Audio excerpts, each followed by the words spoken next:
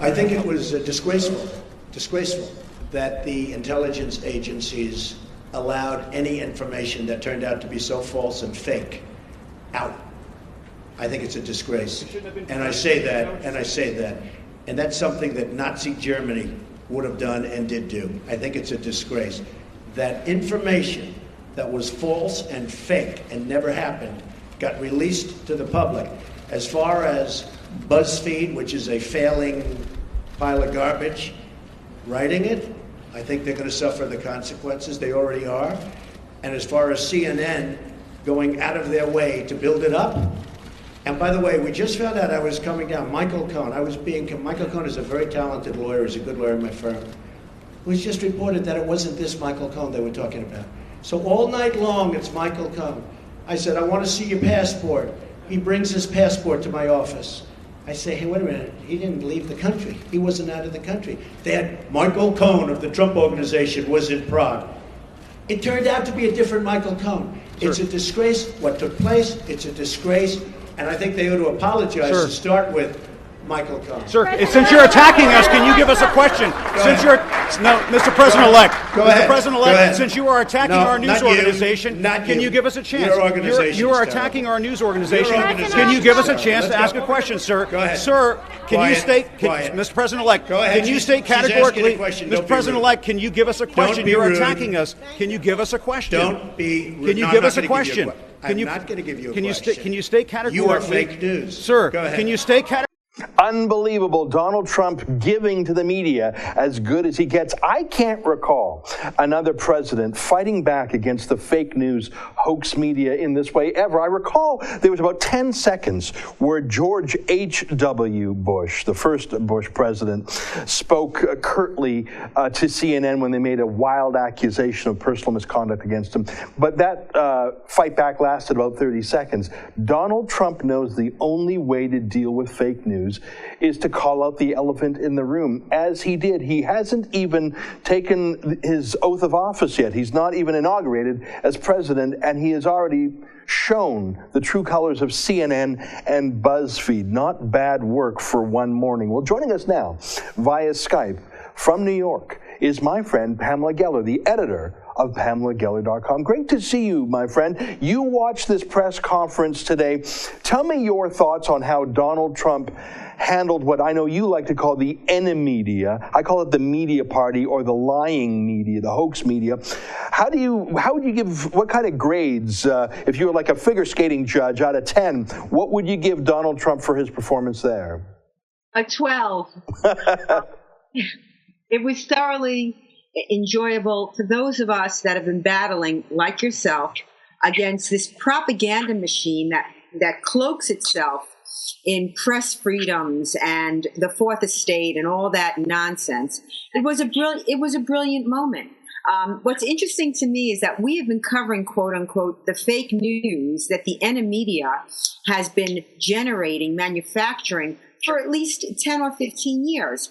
The idea that they're now accusing us of this is on its face absurd, particularly since I know you, and myself included, when we report, we dot our I's and we cross our T's because we come under enormous scrutiny, so we don't get things wrong. We make sure that we get it right.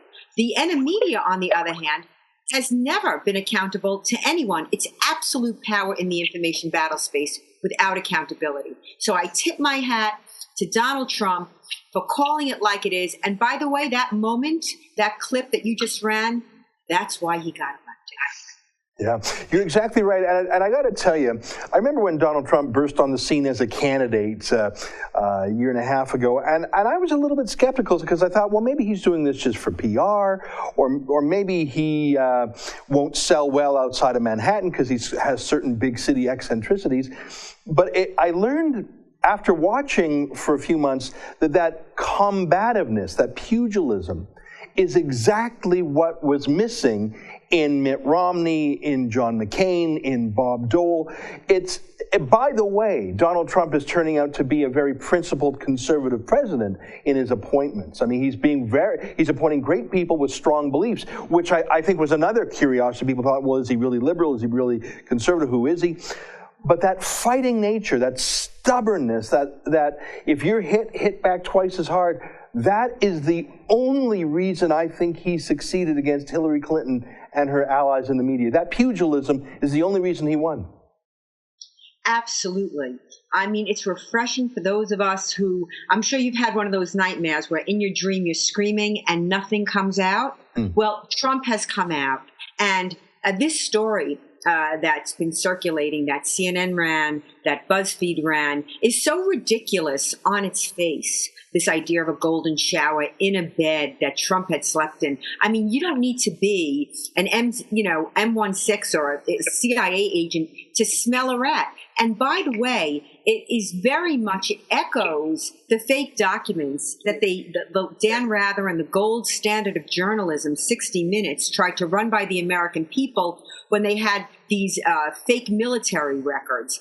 And again, they unlike the right, where when someone does something or says something we don't like, the right literally is a circular firing squad. The left circles the wagons. If you have seen the movie they made about Dan Rather and the smoking gun, Rathergate, and those false documents, I mean, they're still justifying the story in this movie. And the fact that it was bloggers and readers, like readers at my site, your site, that expose that giant lie is a footnote in the movie. By the way, that's the movie. Talk about burying the lead. The movie is how a bunch of scrappy bloggers and readers took down the venerable, the gold standard of journalism in the Bush 2004 election. But now I think we've reached a tipping point, Ezra, and that's why Trump was elected. I thought his performance today, I could watch that on an endless loop, was brilliant. And to your point, he has proven to be, to date, a principled conservative. Yeah. I appreciate your point about, you are one of the great bloggers who has been using that medium to get around the legacy media. And the thing about blogging, and you do it well, and I haven't blogged in a while, but when you blog, you can hyperlink to your primary source.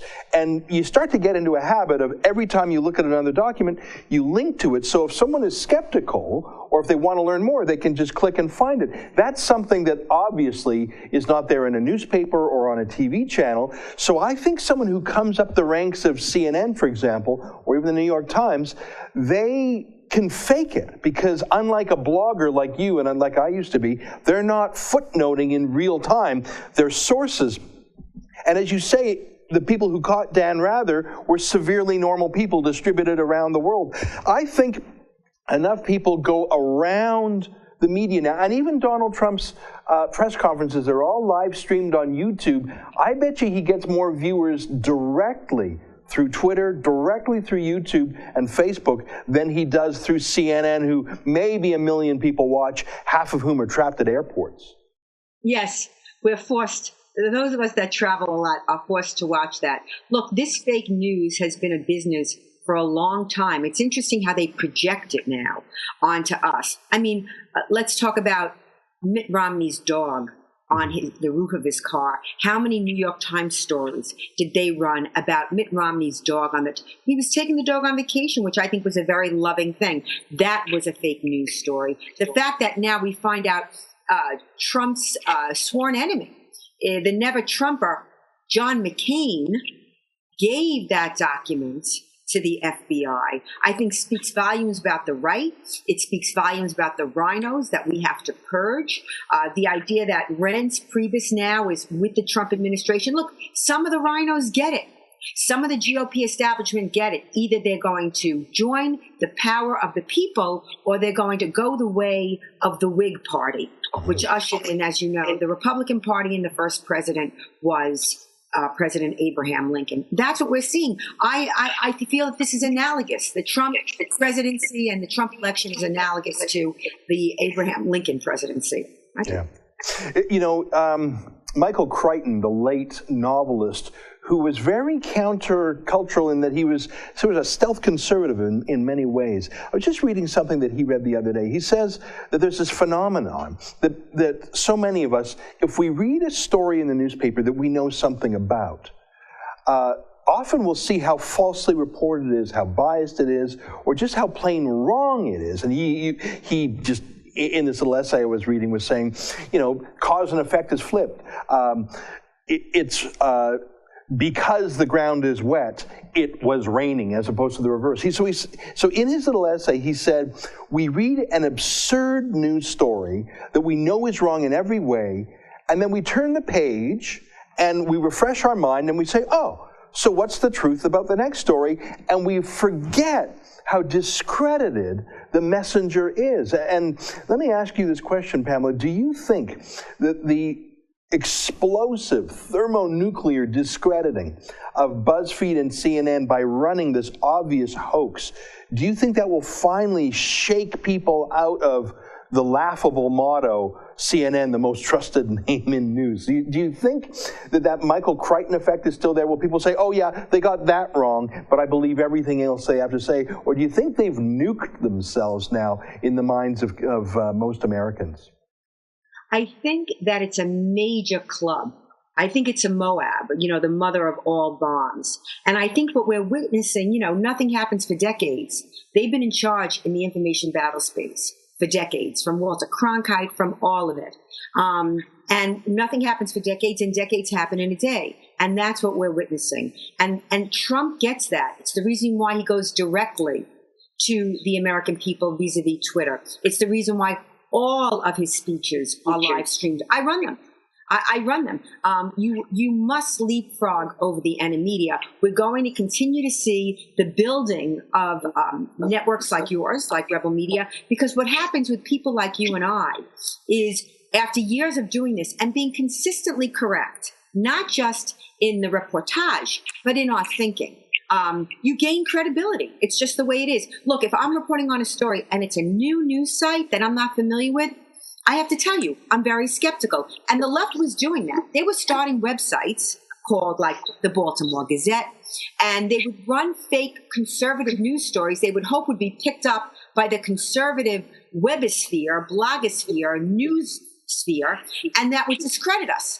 It would look like, it was a very, comprehensive, intense kind of approach to discrediting the conservative news infrastructure. It didn't work, but they're very manipulative. They know what they're doing. And in a word, it's evil. And people need to understand that. It's not a matter, are they clueless? No, they're complicit. And people need to understand that we are at war in the information battle space, and everything that happens, the bullets, the bombs, the bloodshed, comes as a result of what happens in this war. And we're seeing a major turning point in this war today. Yeah. We are. And with the election of Trump. Yeah, I think you're right.